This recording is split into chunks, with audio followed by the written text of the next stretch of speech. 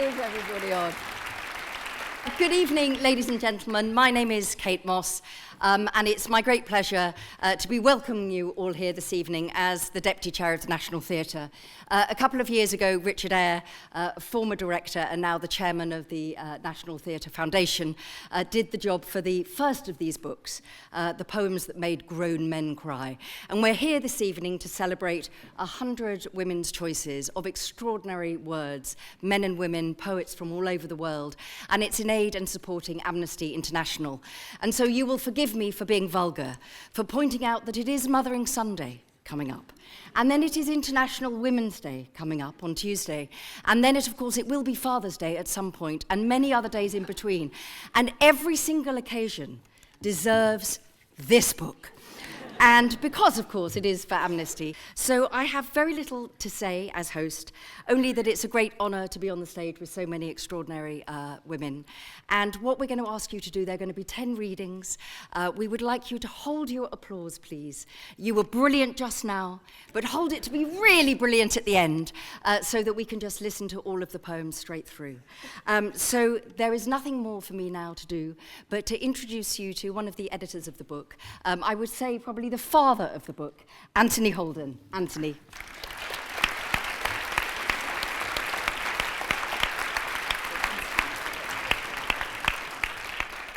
Thank you, Kate. Good evening, ladies and gentlemen. It's wonderful to see so many people here.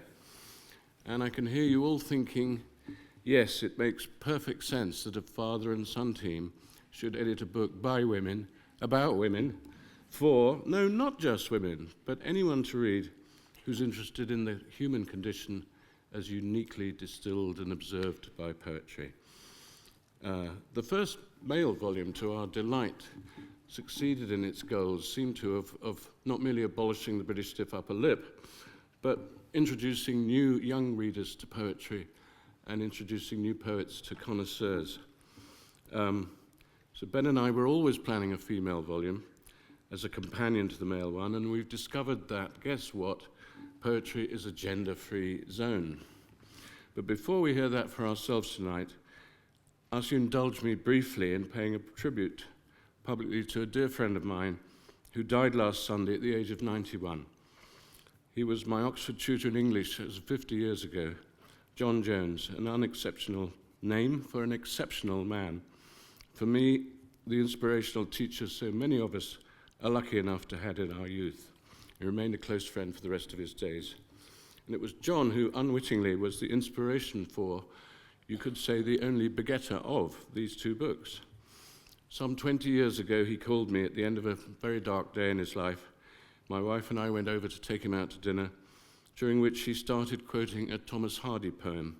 Some of you will know The Darkling Thrush, which is about a man in a wood at dusk wandering why is that bird singing? It's not for me, it's not for itself. And it ends on a note of hope. So little cause for carolings of such ecstatic sound was written on terrestrial things afar or nigh around, that I could think there trembled through his happy good night air some blessed hope whereof he knew, and I was unaware. Poor John wasn't feeling much hope that evening, so he choked up while trying to get these lines out. And the same thing happened the following weekend with another, now alas deceased friend, Frank Kermode. All of it gave me an idea, there's a book in this. Then I got distracted, lots of other things, and just 4 or 5 years ago, my son Ben said, Dad, that's a great idea, let's do it together. So we did. And we want to thank all our contributors up here tonight, out among you and all over the world who couldn't make it tonight. We want to thank our paragons among publishers, Simon & Schuster. We want to thank our inspirational partners from who you'll be hearing tonight, Amnesty International. But above all, tonight, I want to thank my son, Ben.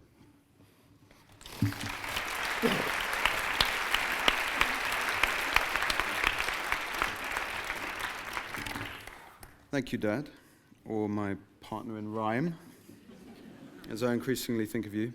Good evening, everyone. Thank you for coming.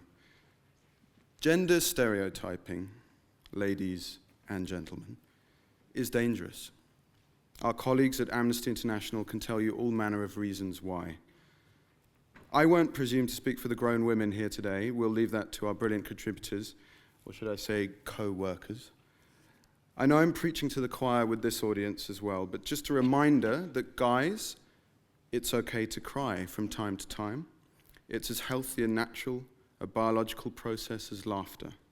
Male suicide is the biggest killer of blokes under 40 in this country.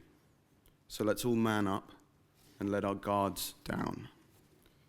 I have to be brief, but that's okay. Poetry cuts to the quick.